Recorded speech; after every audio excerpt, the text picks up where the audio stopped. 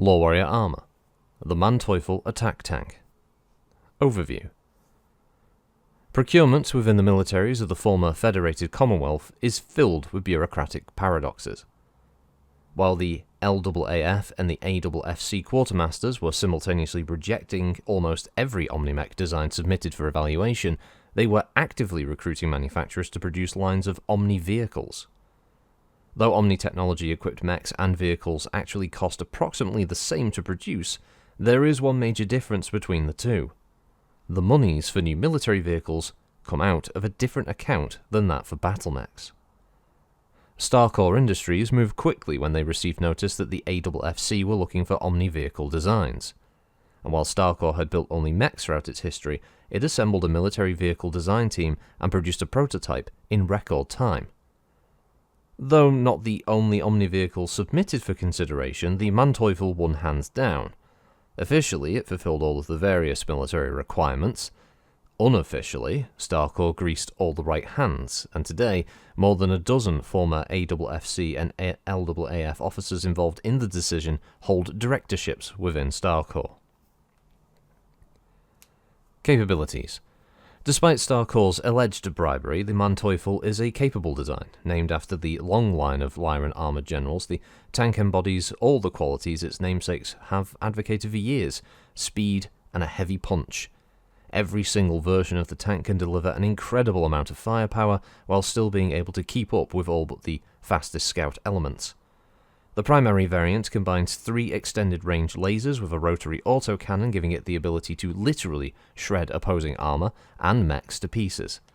Additionally, it mounts an ECM suite and a C3 module, allowing its crews to disrupt enemy communications while they simultaneously provide their own troops with detailed targeting information. The most common variant concentrates on a similar principle, teaming an Ultra Class 20 autocannon with a trio of lasers and a C3 module, and though not only rarely seen, the B variant is probably the most feared, mounting a heavy Gauss rifle along with 2 ER lasers for close-in defense. Deployment. The Manteuffel is being assigned only to the highest profile RCTs within the LAAF and the AFFS, not only because of its expense, but also because of the technologies that it employs.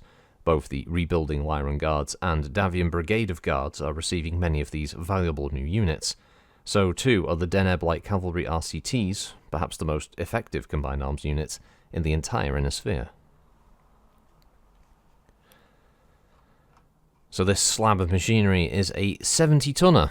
It's tracked movement type, obviously. Its power plant is a Magna 350 XL with a cruise speed of 54 and a flank speed of 86. Armour is a Star Slab 3 ferrofibrous with case.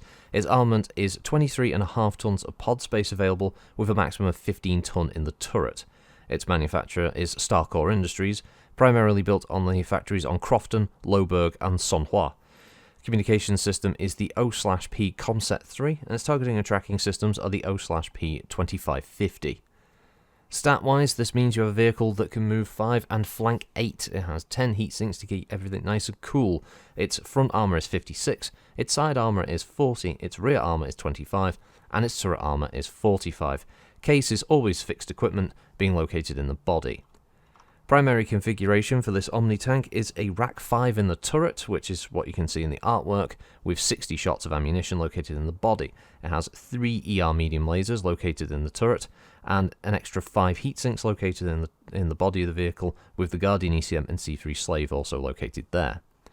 Alternate configuration Alpha has an Ultra 20 in the turret with 25 rounds of fire, 2 medium lasers in the front, and an ER small laser in the front with C3 Slave in the body. And finally, the heavy Gauss rifle variant B has 16 rounds of ammo, with obviously the heavy Gauss rifle actually being located in the front of the vehicle, so this actually turns it into a casemate tank destroyer, with the medium laser being located in the turret alongside an ER small in the turret, which is an interesting one. I'd love to see artwork for that version, because that would be a very different look for the Manteuffel. I don't know how that works so much for the Omnitech. I guess it means that the actual chassis of the vehicle itself can be opened up to allow that fixed turret design instead. But then it says it has a turret still, so yeah, it must the heavy Gauss rifle must sit in the body or on top, and the turret must be maybe offset, or the gun is offset from the center, maybe. Again, it would be interesting. It'd be fascinating to see artwork of that. If Catalyst ever come back to this, I would actually love to see artwork of that other variant, because that'd be quite interesting, actually. But yeah, obviously, it's a 70-tonner that can move 8 hexes in a straight line, which is quite terrifying, considering the firepower it does bring. Granted, the alpha version isn't the most deadly, but its ability to hit you with 3 ER mediums and the rack 5, it's a good punch still. I mean, on standard hit, that's still 20 damage, keeping it all nice and cool as well. And obviously, rotaries can fire a lot quicker, so that can ramp up very quickly in damage. Then the other variants are the ones that are really, really terrifying. Obviously, the Ultra 20 on the alpha version is a double tap of 40 damage. It's fucking scary with the with the standard medium lasers and the ER small. It gives it a tiny ability with the small to attack infantry that get too close to it, and the 2 mediums are just an extra little slap in the face. And yeah, the B configuration is definitely a bit more situational, because it has basically none of the range, but it has all of the firepower, so that's but still capable of moving 8 hexes on a full kind of flank speed. That's terrifying. Again, for 70 tons, and it's also a vehicle that has pretty decent armor. That 56 points on the front mean it's not going to get knocked out anytime soon, outside of obviously some good motive hits that you might get. Maybe you can track it, which would definitely help. But even on the side armor of 40 apiece is pretty good, and the turret is well protected. So it's a slab of metal that moves quick and has got good firepower. It basically fills all 3 of the tank triangle, which generally is a no-no. I mean, even ammunition, it's not doing bad in terms of tabletop numbers. I mean, 25 turns for the Ultra 20 or 16 turns for the heavy Gauss rifle. That's 16 shots, 16 2d6s that can hit, and if they do, that's a frightening amount of damage.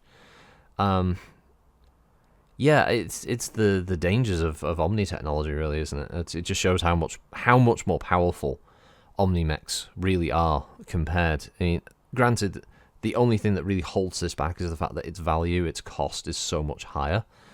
So that they're not units that you would imagine being brought in huge numbers. But this is like end game bad guy kind of thing for a party of players.